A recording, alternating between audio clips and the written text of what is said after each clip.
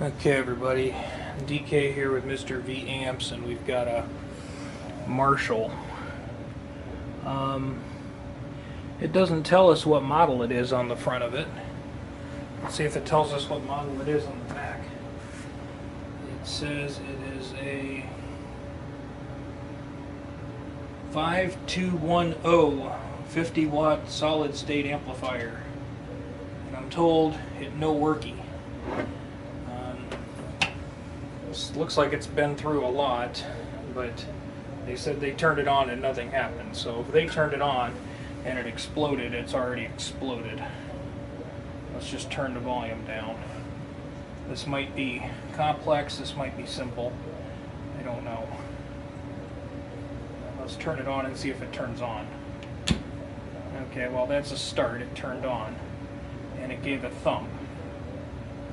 So if I put a little bit of volume into it, see, there's a channel switcher of some sort.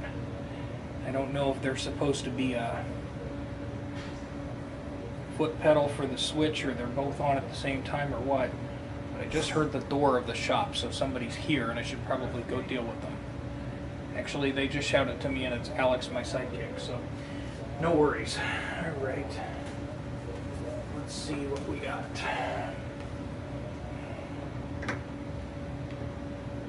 Okay, the input jack, I didn't like the fit. It didn't feel good fitting in there. Okay, well, it's working.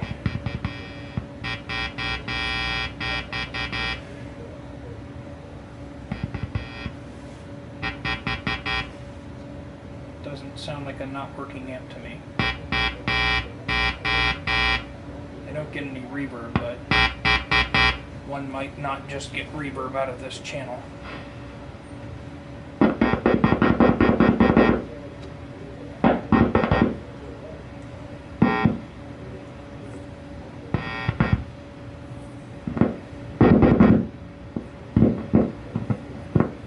That pot is very janky. There's a lot of junk and dirt in it, so that's okay.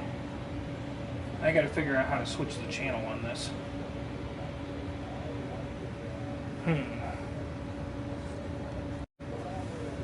Okay, so apparently it's a foot switch that switches the channels out, but I turned this one to 0 and I turned this one up, and it still works. I don't have reverb though, and some of these pots, particularly like this one, is really whooshy and crackly and whatever. So this doesn't look like it's going to be a horrible nightmare. It looks more like it's going to be a cleanup and service. This is a customer's amp, it's not mine, but we got to figure out why the reverb doesn't work, and then we should probably do a visual inspection, maybe change anything that looks like it's going to explode, and get the reverb working. Yeah, I think I might have said get the reverb working twice. Whatever.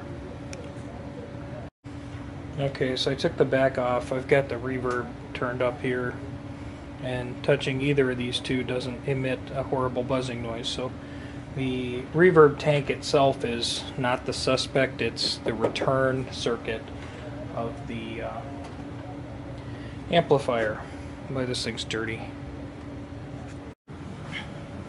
Okay, so here's our Marshall of Doom, and the reverb doesn't work.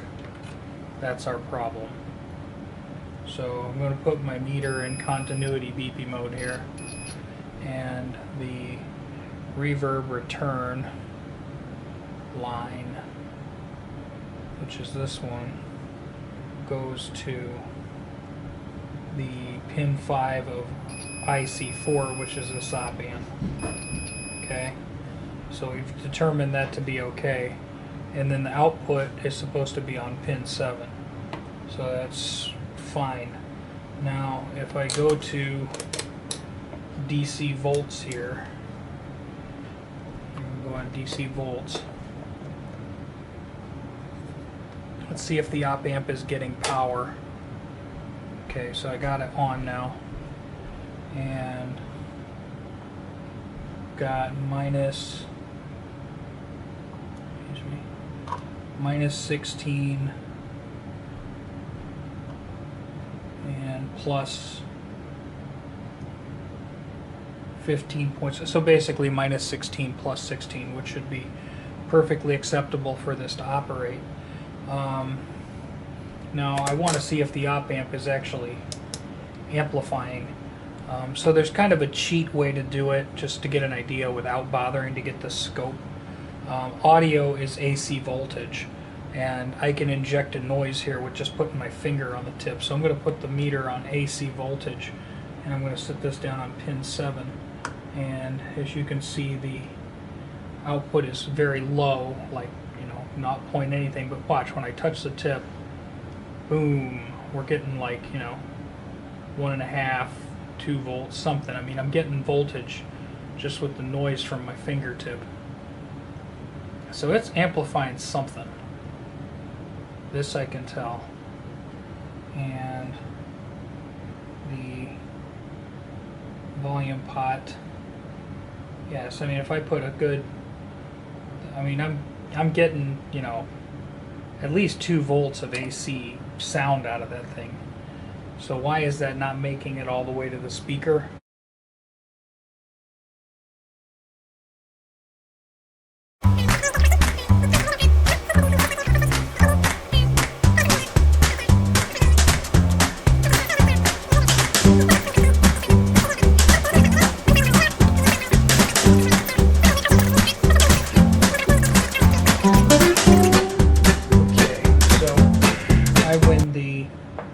Chasing Rainbows Award, or Chasing Rainbows Like a Dum-Dum.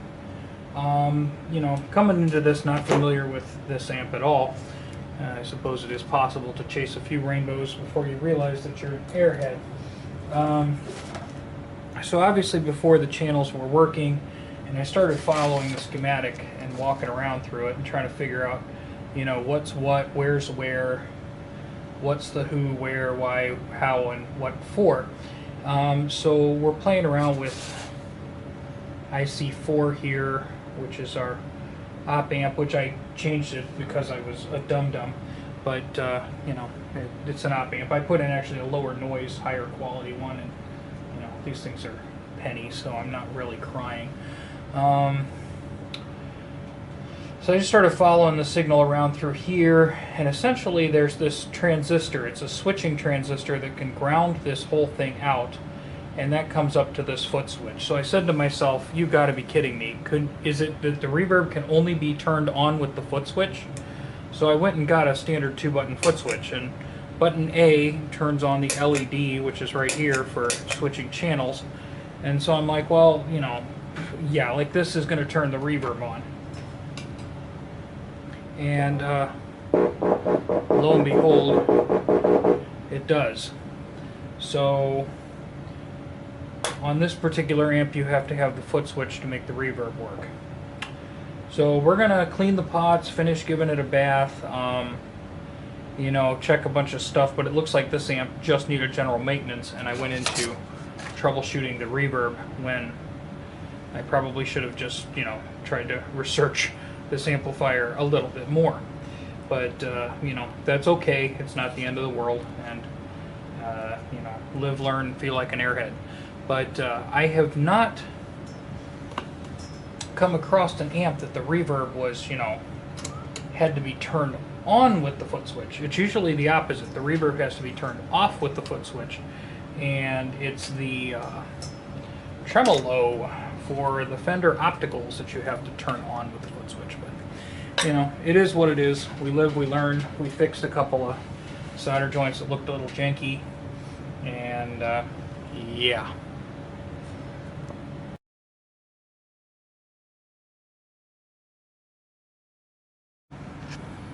Okay, so once again, Dodo head strikes again. I took a good look at that jack there, and when you have the plug removed for the foot switch jack, it is supposed to connect the reverb so it will work, but that connector was the problem. So again, we chased some rainbows there to find out it was a connector. It always seems to be something stupid, but yeah, so we cleaned that connector out real good, and now it's working fine. Everything else seems okay. These are Granted, this amp is probably somewhere between 81 and 91. They made these for 10 years. And these are Nippon Chemicon capacitors in the power supply section. The amp is not humming, and those are a high quality cap, so I don't think we're due. We're just cleaning up shmoo at this point. Okay, so it seems to be working fine now. You know, all the pots are cleaned, everything's cool, so clean sound. Actually, a good deal of brightness for it, which is kind of a surprise. Maybe it's the speaker. I don't know if this is the original speaker. I'm gonna think maybe not, because there's a Fender connector on it, but... And we have a reverb that works.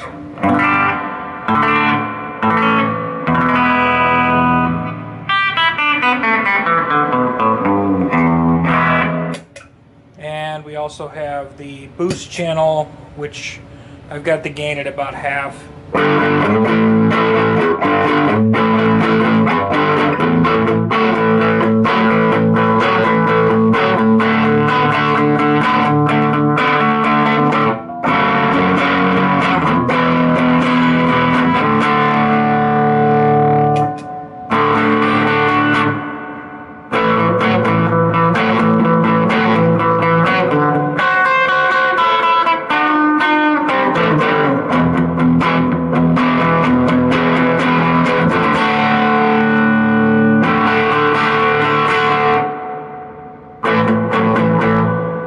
So, yeah, cool. You know, it works good. I feel a little bit like an airhead for chasing a few too many rainbows in trying to fix this. The reverb wasn't working because the foot switch jack wasn't making connection. And I went through following signals around and trying to see, you know, if the signal was coming out of the op amp, and the signal was coming out of the op amp, and then I started following it through the resistors, and the reality is the one transistor that is used in the switching circuit to turn it on and off was sending it all to ground. Hooray. But, you know, it is what it is, and now it is fixed, and it is a lot less dirty. I think this thing would have taken me a month to really get it clean, but it's 50 times cleaner than it was, and, you know, for being abandoned and forgotten about in a garage for 20 years, I think it sounds pretty darn good, which... Generally, I find Marshalls to be dark for my taste, but this is cool. I would use this, but I don't own it, so I'm going to give it back to the other people, and I hope they're very happy with it. Thanks for watching. Have a good night.